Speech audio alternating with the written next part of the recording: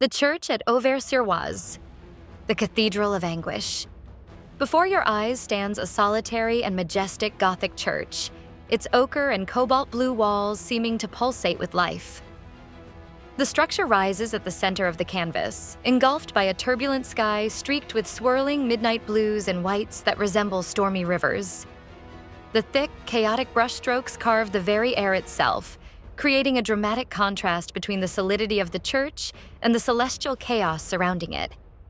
Flanking the building, humble houses and gnarled trees bend slightly, as if dancing to the rhythm of the wind. A woman, a tiny figure, walks along a path leading to the church. The grass on the ground is a mosaic of vibrant greens and yellows, with jagged brushstrokes that seem to quiver under the light of an invisible sun. The shadows stretch obliquely, hinting at a late afternoon, while the distorted lines of the architecture betray an inner turmoil. The church, both real and transfigured, becomes a symbol of hope and isolation, a beacon of spirituality that seems to elude understanding, immersed in a world teetering between beauty and anguish. Above it all, the sky dominates with primordial force, as if threatening to swallow the scene whole, leaving the viewer with a sense of vertigo.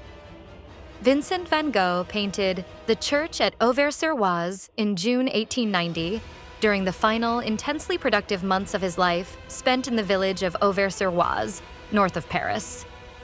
He had moved there on the advice of his brother Theo and painter Camille Pissarro, hoping to find peace from his mental instability under the care of Dr. Paul Gachet, a friend of artists and an art enthusiast. Indeed, it appears he was diagnosed with schizophrenia, bipolar disorder, syphilis, poisoning from paint ingestion, epilepsy, and more. However, the diagnoses mentioned here are based on historical speculation and later interpretations of Van Gogh's symptoms. Modern scholars debate their accuracy, as medical understanding in the 19th century was limited. Therefore, after being hospitalized at the psychiatric hospital in Saint-Rémy-de-Provence in southern France, he settled in Auvers-sur-Oise. Along the banks of the Oise River, Auvers-sur-Oise became a magnetic hub for Impressionist and Post-Impressionist painters in the 19th century.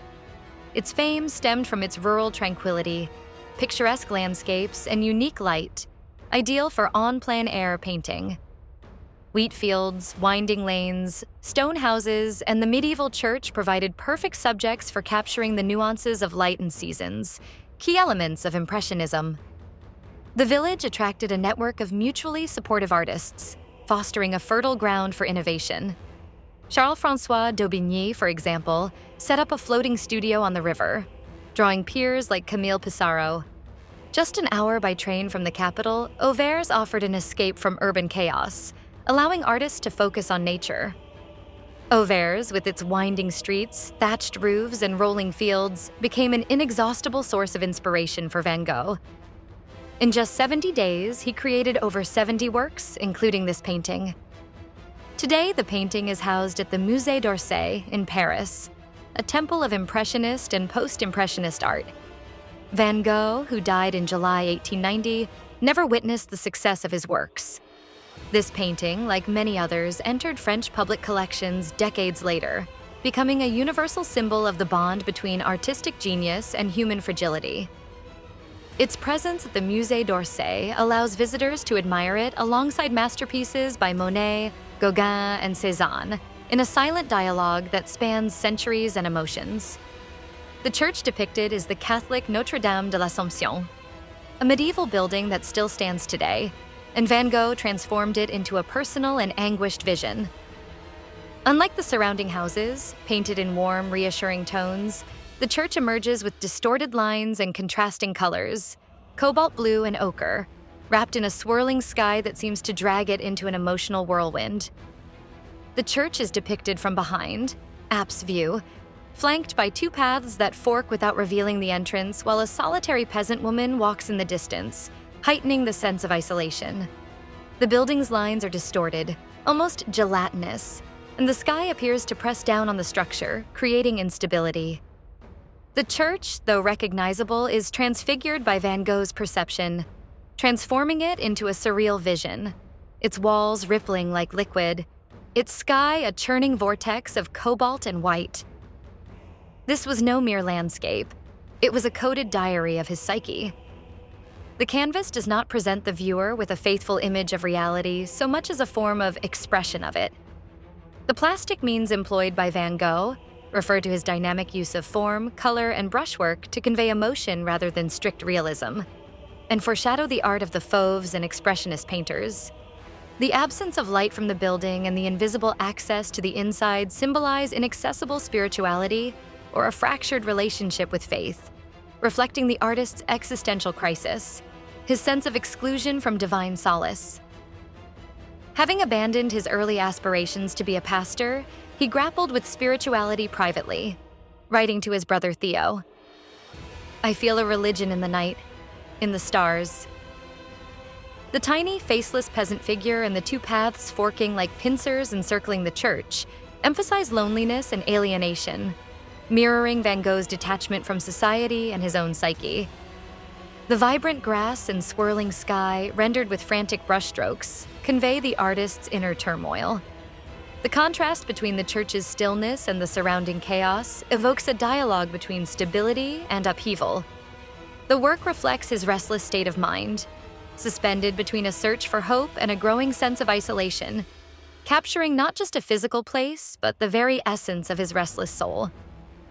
This is an oil on canvas, 94 by 74 centimeters, characterized by thick, swirling brushstrokes and pure colors applied in heavy impasto. It presents a bold, contrasting scheme: cobalt blue for the turbulent sky, violet and orange for the roof, green-yellow for the grass, and splashes of white and pink mimicking sunlight. The sky, though daytime, evokes a stormy, nocturnal atmosphere. Van Gogh's technique here is raw and visceral. He applied paint so thickly that historians speculate he used his fingers to mold it, creating a tactile, almost sculptural surface. The impasto layers, especially in the sky, were so dense that conservators later noted cracks forming as the oil dried, a testament to his urgency. Van Gogh employs curvilinear brushstrokes and distorted forms to depict the church, creating a sense of movement and the buildings swaying, as though subjected to an invisible force. The palette is a clash of opposites. The church's ochre walls burn against the cool blues, while the grass shimmers in acidic greens and yellows, possibly mixed with unstable pigments like cadmium yellow, which would have glowed brighter in his time. X-rays reveal no underdrawings. Van Gogh painted a la prima, directly onto the canvas, as if channeling his emotions in real time. The work recalls his earlier The Tower of Nuenen of 1884, but with more expressive colors, bridging his early career and final days. Van Gogh's love for Hiroshige's Japanese woodblock prints subtly influenced the painting.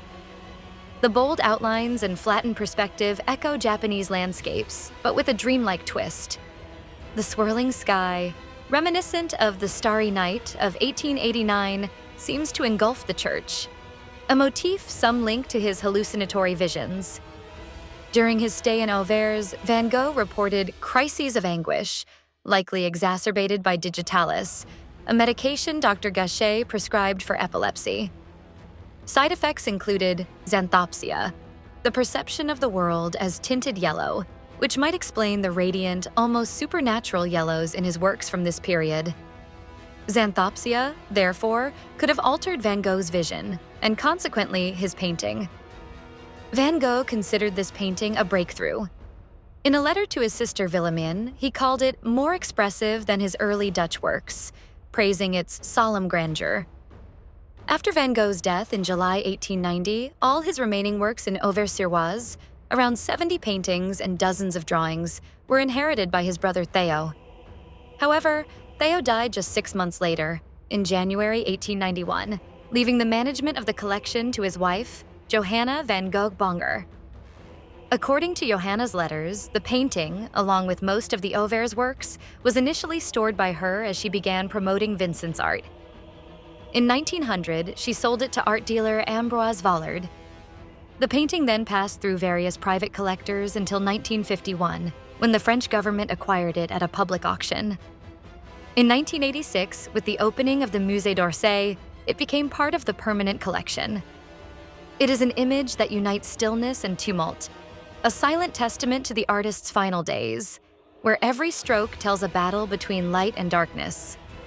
It is not merely a depiction of a building, but an emotional self-portrait, a silent cry of anguish and hope, set within a landscape pulsating with inner life. This painting is not just art. It is a cry etched in oil, a bridge between genius and madness, and a reminder that beauty often blooms in the darkest soil.